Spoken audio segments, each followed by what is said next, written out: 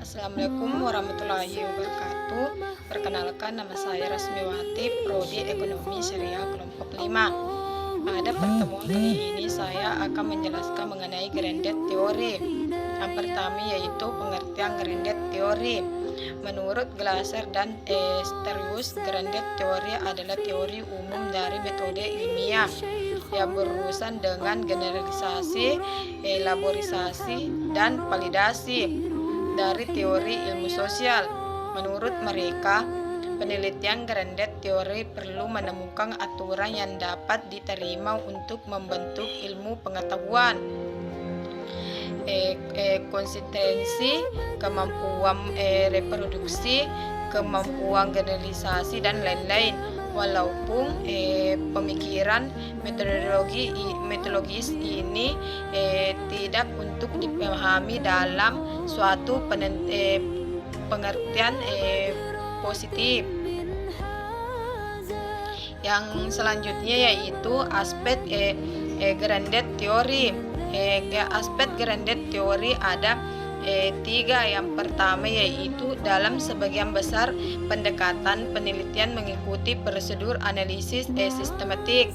Yang kedua yaitu dalam penelitian proses riset memungkinkan untuk dapat sebuah asumsi.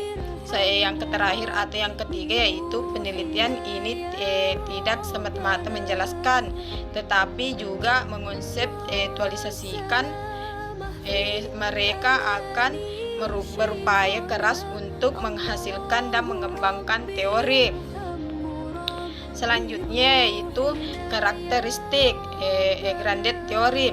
Secara umum metode riset ini mempunyai karakteristik penting. Yang pertama yaitu riset diarahkan pada proses yang berhubungan dengan topik yang jelas. Yang kedua yaitu jaringan data yang dilakukan secara bersamaan dengan analisis data dengan menggunakan sampel teoritis. Yang ketiga yaitu analisis data dilakukan sambil melaksanakan perbandingan konstan yang membuat pernyataan tentang data-data yang diperoleh. Yang keempat yaitu sewaktu menganalisis data untuk memunculkan kategori.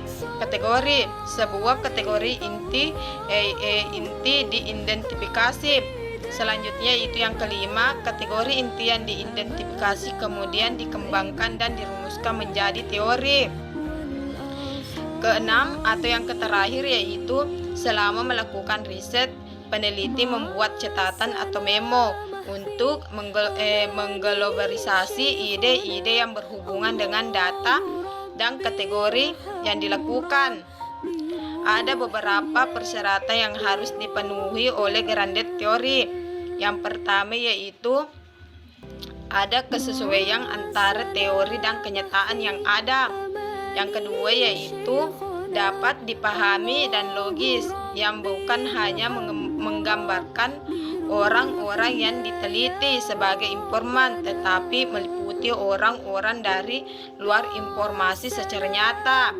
Hipotesis disusun dari hubungan antar konsep dan dapat diterapkan di dalam sebuah kondisi sosial. Dan yang terakhir yaitu teori dapat digunakan sebagai kendali. Selanjutnya itu prosedur dalam penelitian grandet teori. Grandet teori yang pertama yaitu memastikan bahwa permasalahan yang akan diteliti cocok jika dikaji atau diteliti atau diselesaikan dengan menggunakan grandet teori. Yang kedua yaitu menemukan informan dan menyusun pernyataan peneliti. Yang ketiga yaitu mengumpulkan data penelitian melalui kegiatan wawancara. Yang keempat yaitu melakukan analisis data. Selanjutnya yaitu elemen dan ciri-ciri grandet teori. Keunikan pendekatan grandet teori terletak pada dua elemen. Yang pertama yaitu teori didasarkan pada pola-pola yang ditemukan dari data empirik, bukan dari inferensi atau analisis ide-ide. Yang kedua yaitu ada konstan komparatif di antara teori yang muncul. Yang terakhir yaitu ciri-cirinya.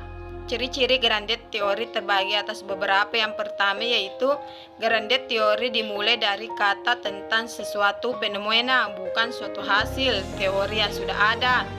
Yang kedua yaitu penyusun teori tersebut dilakukan dengan analisis data secara induktif, bukan secara deduktif. Yang terakhir yaitu agar mempunyai teori menghasilkan teori. Agar penyusun teori menghasilkan teori yang benar, di samping harus memenuhi 4 karakter yaitu sesuai, dipahami, generalisasi umum, wawasan. Juga diperlukan memiliki kepekaan teoritik dari para peneliti. Baik, itulah penjelasan saya dari mengenai materi Grandet teori. Terima kasih atas kesempatan yang diberikan kepada saya. Wassalamualaikum warahmatullahi wabarakatuh.